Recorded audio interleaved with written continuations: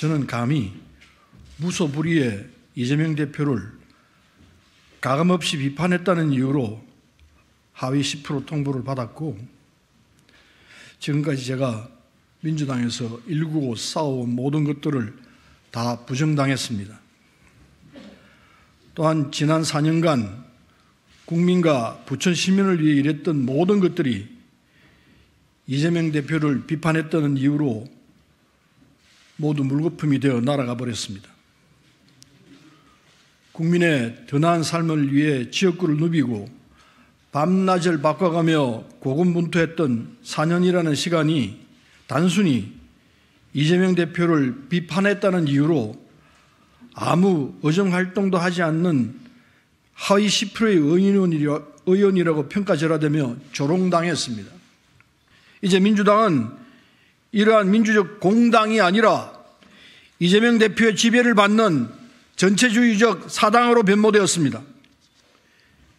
이재명 대표는 윤상군처럼 모든 의사결정을 자신과 측근과만 결정하고 의사결정에 반하는 인물들을 모두 쳐내며 이재명 대표에게 아부하는 사람들만 곁에 두고 있습니다.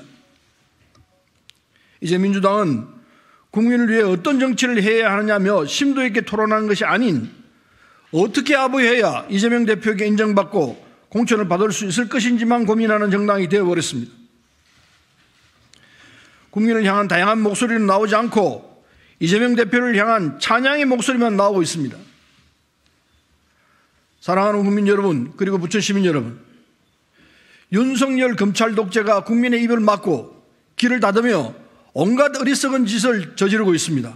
물가는 오르고 민생은 힘들고 국민의 삶은 피폐해져 가고 있습니다.